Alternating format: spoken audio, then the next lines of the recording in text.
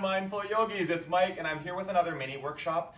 Basically, it doesn't get any more basic than this. Chaturanga, right? So Chaturanga is like the high to low plank movement that we do throughout the Vinyasa flow and the Journey into Power sequence. So if you've been doing any of my classes, or if you're new to the practice, new to yoga, basically any Vinyasa sequence is probably going to incorporate some Chaturangas. So just going to go over some of the things to look out for, some things you want to be doing and some things you maybe want to avoid doing, just to avoid like getting injury through repetitive movement. So what often happens in a lot of people's practice and a lot of my students, I've noticed that, and myself included, that whenever you do the same movement over and over again, right, if you're doing it a little bit out of alignment, it actually over time builds up to like chronic injury, chronic pain, right? So if you're constantly dumping into shoulders, if you're constantly dumping into wrists, those kind of things over time will build up, even though in the moment in your practice, they may not actually like hurt per se, but it definitely over time can start to lead to things that are not great, right? So like you start to have that sore shoulders, sore neck, sore wrists, all of those things can come from being out of alignment in your Chaturanga, right? So a couple of things that we're gonna talk about are, we're gonna talk about where you want your elbows and your triceps to be whenever you're coming into Chaturanga, how you want your shoulder integration to be, and of course, core, right? So core is, throughout the entire practice, the practice that I teach, there's definitely core is involved in almost every single pose, but especially when you're moving through that vinyasa, through that flow, like the high plank, low plank, up dog, down dog, which is where the Chaturanga comes in, you want to be really engaged through your core muscles, through your center, to keep supported through your low back and really through your entire body. So a couple of things. If you have a block, I would recommend, if you're new to this, a block can be really helpful just to be able to hold the pose a bit longer, to feel the alignment in your body. So you don't need one. You can do this on your knees, which I'll demo quickly as well. But I think that if you're just practicing like holding a high plank, holding a low plank, the block being there can really help again with you feeling the alignment without it being so much work to hold the pose for so long, right? So a couple of things. Let's start in on your hands and knees. So you can be watching me here, obviously, right, to start. So things that you want to, I'll go through one first. Let's do one Chaturanga. So starting in a high plank, there's gonna be a shift forward to keep the proper alignment with the elbows over the wrists. You're gonna come down until the triceps are about parallel to the floor, not too deep. And then from here, the next transition would be upward facing dog, with the chest coming through the arms, and then downward facing dog, lifting back through the hips. So we're just gonna touch, that's like we would refer to that in the practice like as a vinyasa, which really vinyasa refers to movement and the entire flow and the style of yoga. But like whenever we're moving through the sun salutations, we'll say like a vinyasa as the high plank, low plank, up dog, down dog. So things that you wanna look out for whenever you're coming into Chaturanga, what you wanna avoid. What I'll often see is, so when I'm coming down, what I'm really trying to do is focus on keeping my wrists underneath my elbows, okay? So what'll often happen when you come down into Chaturanga, I'll see something like this, where the elbows come behind, and it's so much work. This is gonna lead to like flopping down, dumping down. It's exhausting, right? So when you're coming down, you wanna focus on the elbows staying over the wrists, and what you do is you actually shift forward onto the toes, and when you come down from here, keeping that elbow over wrist alignment until you get to about parallel with the triceps. And then from here, it would be upward facing dog and then downward facing dog. We don't spend very much time holding the lower part, the low plank of the Chaturanga. Chaturanga Dandasana is the movement of high plank to low plank. Chaturanga is the low plank, is the lower part of it, I'm pretty sure. So what you want to be working on, if you're trying to build strength in your Chaturanga, you want to work on holding the low plank, right? So that's where a block can come into play here. So I'll show here now, so you can be using a block as you're practicing this along with me. So as I'm coming into Chaturanga, what I want to do is land my sternum, the center of my chest, on the block, and I can just rest there as a way to support me while I'm holding the pose and checking in with the alignment, right? So it'll be the block kind of just in front of your hands, like not in front of, between your hands, like in front of your thumbs. And then you'll come down, set up. So feet are about hip width apart, and then your hands are about shoulder width apart. From here, you can come down. And what you'll do is you'll just rest your chest on the block, yeah?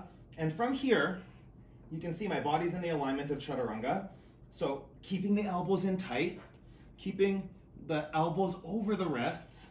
So that's the first thing, is talking about the placement of the elbows in the wrists. So seeing that, not wanting to take Chaturanga by letting the elbows dump back, it's really puts kind of like a pinching into the front of the shoulder.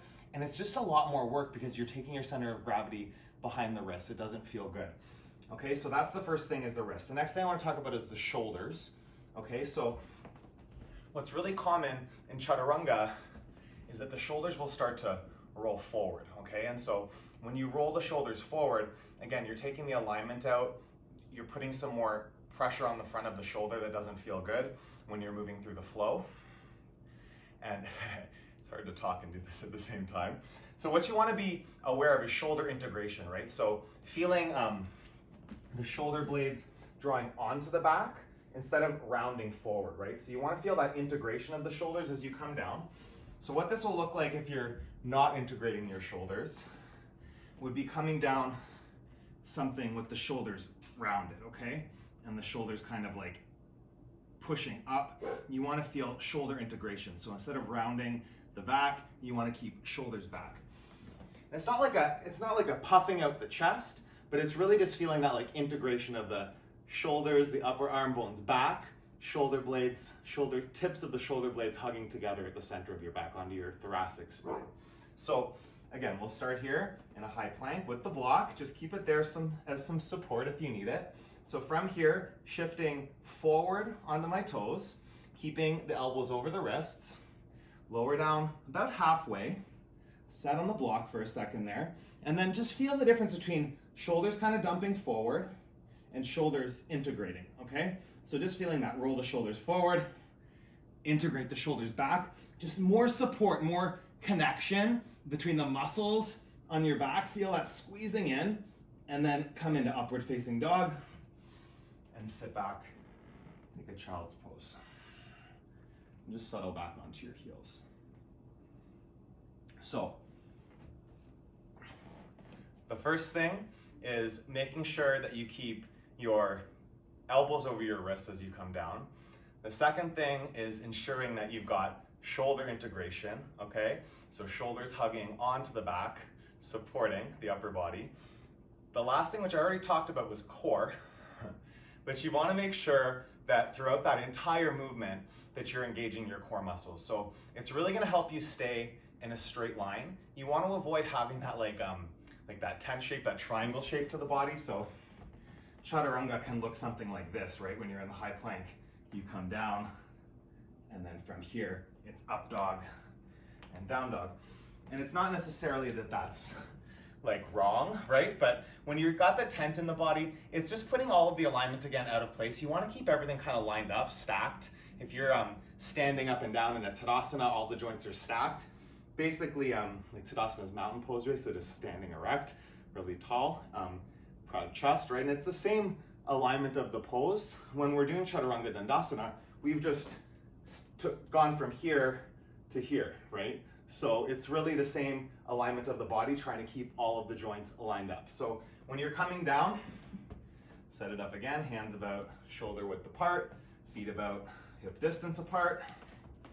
You can have the block here as a way to support you, and just be aware, make sure you're not going up with the bum too much, so pull the belly in, scoop the tailbone down. So you can scoop your tailbone up, you can scoop your tailbone down, right? Tailbone scooping down, and the front of the pelvis coming up a little bit. It's going to engage your core more and keep you in that lined up, that straight line in your plank, okay? So again, feel that. So tailbone up, not so good. Scoop the tailbone down, belly engaged. Take a breath in. Don't forget to breathe, lower down halfway. Rest on the block, just hold here for a couple breaths. Feel that, elbows hugging in, elbows over wrists, shoulders integrated on the back, belly button pulling into your spine. Take a breath in, press your hands into the floor. One more breath, and release. Come to your knees, press back to child's pose. And just settle onto your heels. Take a breath in, take a breath out. I'm sweating. I've only been working for like 10 minutes, right? So again, this is one of the things when people come to a hot yoga class, like a power yoga class, even if it's not heated. The chaturangas are one of the things that really throw a lot of people off, right? If you're coming into the practice pretty new, haven't done a lot of work to build upper body strength, it's definitely very exhausting, right? So one of the things I mentioned earlier was coming onto your knees while you're going through this flow. So that's another option. And again, if you drop your knees every single time you practice, you're never gonna really build the same kind of strength as if you do it some of the time with your knees down and some of the time with your knees up, right? So I would say to challenge yourself in your yoga practice to, as often as you can, do your chaturangas in proper form with the knees lifted off the mat. And of course, if your body needs a little bit less work, needs that bit of support, then you drop your knees as often as you need to, right? And when you're starting the practice, you want to really be listening to your body and not just trying to like muscle through the chaturangas, because that's again where after a couple weeks, if you're muscling through and your shoulders are rounded and you're dumping into your wrists and your core's not engaged and your low back is getting strained, your whole body can start to be sore just from like muscling through this simple movement that we do really repeatedly in the practice that we do at the studio or over YouTube whenever you're practicing at home, right? So with your knees on the ground, the option with the block, like you, in your practice, you can use the block as a gauge for where your chest lands, okay? So that's another thing that you can do whenever you're practicing like a full class. I'm actually gonna do a block class pretty soon, so you can keep an eye out on my channel. That'll be coming up, where you use the block throughout the entire practice. But this can be here as a gauge when you're going through a flow. So when you set the block here, whether your knees are down or not. So if you're doing the chaturanga with your knees down, it looks exactly the same. You just, instead of being in a straight line, you're gonna drop the knees, still not, curling the tailbone up. You wanna keep the tailbone scooped down, belly engaged, and you're gonna shift forward, come down about halfway. And here's where the block comes in. You basically, for most people, the medium height of the block is about where you wanna land your chest. For some people, it'll be the higher one, okay? This is too low for anybody. But just playing around with that you can use it as a gauge through the whole flow. So you can come here, high plank, low plank, tap your chest, upward facing dog, keep the block there, downward facing dog. And you can do that a couple times. It's a really good like memory marker, just so you come down and you can feel that right there is where you land with the triceps parallel, and then come up and go back. So whether you're coming through with the knees down or not, that's a really good way to gauge the depth of it. A lot of the time, also what happens is dumping into the chaturangas, coming down too low with the chest is a really common thing that I'll see as well. So what that looks like if you're coming into it. So again, trying to think of wanting the triceps parallel to the floor. If you're dumping your chest too low, then you're gonna lose that alignment, okay? So what that looks like here would be coming down, like getting way into here, and you see now, I felt it right away, the strain all comes again across the front of the shoulders, right? So you wanna be really conscious of keeping your triceps parallel to the floor and your chest not dipping down too low, which can really be a thing that happens, especially through the flow. When you're moving quickly, you just kind of dump down. See it again, like elbows come behind wrists, chest dumps down too far, strain across the front of the shoulders. If you got your tailbone sticking out, it might be straining your low back. And what you want to be really conscious of is, again, avoiding doing those things that are putting chronic strain in your body, okay? So even if it's just like a little bit of discomfort, if you're doing 20 chaturangas, practicing yoga 4 or 5 times a week, that adds up over time and you're really gonna start to feel it in your body, right? So little pointers here. We're almost at the 15 minutes and I think that that's pretty much everything I wanted to talk to. So with a block, using your block as a gauge through your chaturangas so that you can land your chest on it, and just use it as support if you wanna hold it to feel the alignment. Setting up hands shoulder width apart, setting up feet about hip distance apart. As you come into the low plank, you're shifting the weight forward to keep that alignment, elbows over wrists, lower down till the triceps are parallel to the floor, belly strong, tailbone scoop down, shoulders on your back, all of these things, the full body engaged, upward facing dog and downward facing dog. Play with it, yeah? This is one of the fundamentals of your yoga practice. So adding it in, like you can do a couple minutes of chaturanga work. I promise you, if you hold low plank for 5 breaths, 2 or 3 times, you're gonna start to sweat. It's a workout, right? So play with it, add it in, be aware in your yoga practice, even if you decide like, I'm gonna check in with my wrists, I'm gonna make sure, you know, that my elbows are over my wrists for my practice today. Little things like that, big changes down the road, yeah? So thank you for joining me for this mini workshop. My name's Mike. Please subscribe to the channel, like the video, share it with anyone that you think might benefit from a little bit of work on their chaturanga to build strength. Just keep moving your body, stay connected to your yoga practice, and I will see you again soon. Have an awesome rest of your day. It is hard to talk through all of that.